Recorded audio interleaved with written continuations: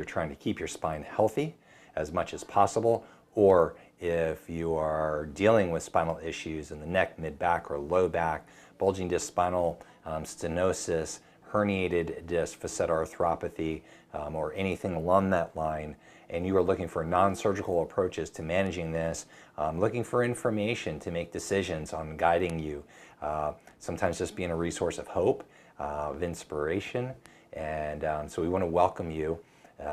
We try to do this every single Wednesday to bring you great information from neurosurgeons, spinal surgeons, who when they started their careers young, were doing lots of surgery, and as they matured throughout the decades of their practices, learned new information, new tools. Sorry about that. They shared when they started making moves to more non-surgical approaches to managing spinal pain and the success. So if you go back and look at our lives, you're going to see a lot of those. I try to share those with you because that is really the trend.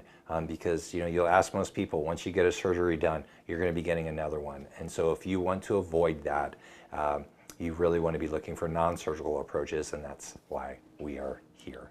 So we're going to talk about a really cool subject today as well. And the subject we're going to talk about is one of the most common things that I see when it comes to low back pain that most people overlook, and that is the shoes that they are wearing.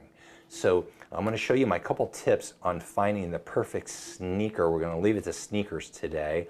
I try to get people to avoid flip-flops and things along that line when it comes to low back pain.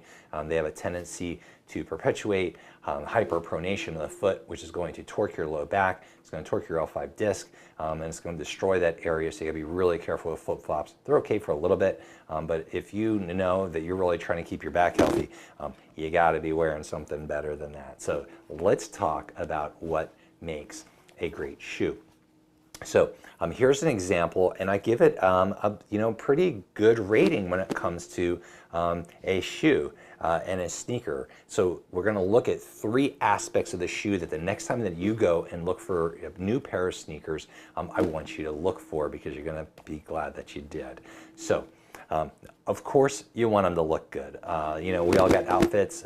Sneakers are just like almost kind of a piece of jewelry. We want to make sure they go with our outfits. I get that. So, thumbs up to you on that if you can find all these aspects that I talk about today for a minute and also get something that looks really cool. There's a lot of choices out there. But I'm going to show you the nuts and bolts of what to look for in a shoe. So, number 1, you're going to take your sneakers, if you find a pair that you like, and what I want you to do is I want you to flex them, and they should flex right about there. So if you look at most of your good running shoes, they're going to put these marks, these indentation lines right here, and the purpose of that is to allow the shoe to bend at that mark so that you're not stretching the whole insole. So that's something you want to look for. So that shoe should be bending somewhere about, it's always interesting to do this backwards, from here to this direction. We want it to go and bend in that direction, not any further back. So go and check that on both your shoes.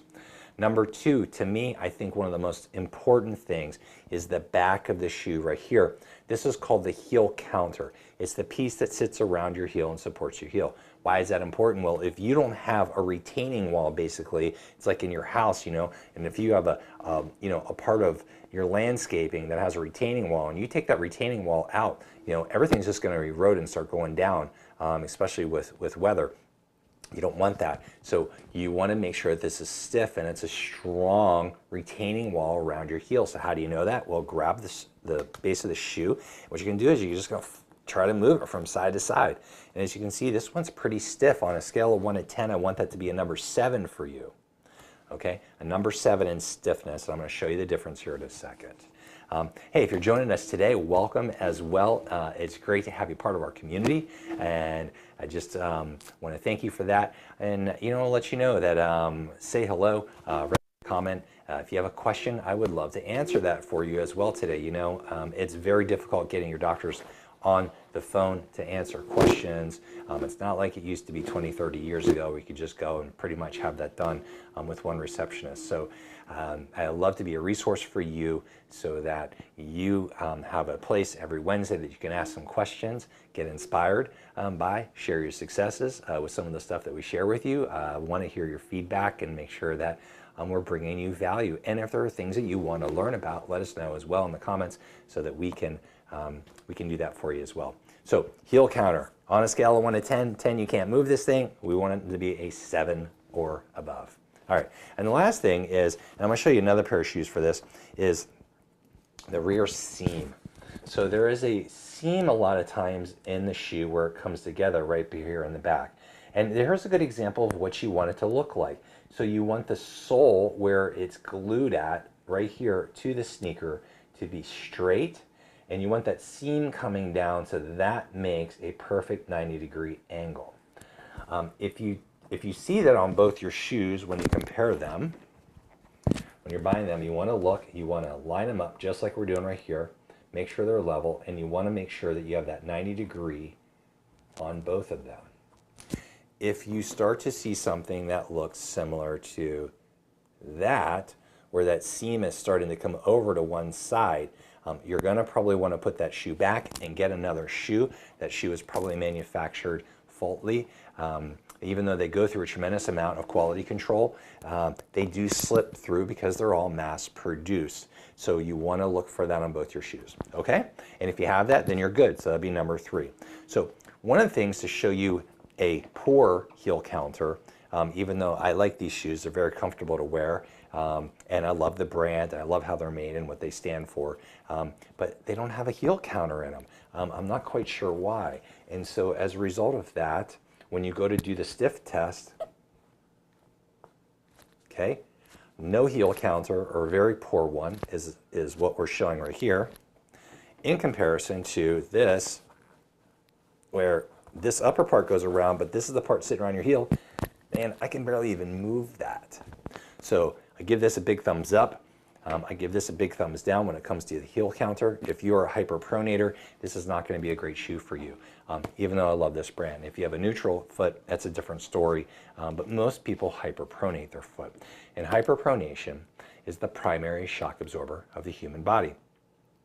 And if you turn too much in your foot, and pronation basically is when your heel hits the ground. So when we walk, we should land on this outer part right here of the shoe.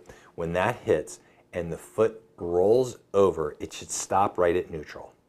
If it continues to roll inward, that's called hyperpronation. And if you hyperpronate, what's eventually going to happen is your entire leg is going to internally rotate. You're going to increase the curve of your low back, and every time you take a step, what's going to happen is your L5 vertebra, as it drops down, is going to torque. And then you go to your other side, it wants to turn back to neutral. When you go down to that one side, if you hyperpronate on one side, the leg drops down and it torques. And what you're doing is you're torquing this disc. Torque, torque every time you take a step when you walk. And this is one of the biggest causes of degenerative disc disease and tearing to the disc at L5 is when you hyperpronate on one side. So to reduce the chances of hyperpronating, we want a really stiff heel counter around that. So real quick, step 1, flex right about there. Step 2, make sure that this is stiff. And number 3, look for those seams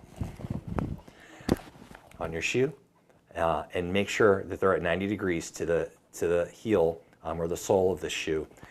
And I think you're going to be really glad you did that, and it's going to help you prevent a lot of issues down the road that shoes can cause. Hey, Marisa, it's great to have you here. If anybody has any questions, I would love to answer those for you. If you're suffering with back pain, if it's keeping you up at night, if you're worried about your future, if you've been told that surgery is your only option, we are here to help. I hope that you'll go take a look at the amazing course that I spent almost half of my life learning about to be able to create so that you can manage your back pain from the comfort of your home. You don't need to go to a doctor's office. You don't need to make appointments. You don't need to travel. You can do it all from the comfort of your home. It's called Disc University.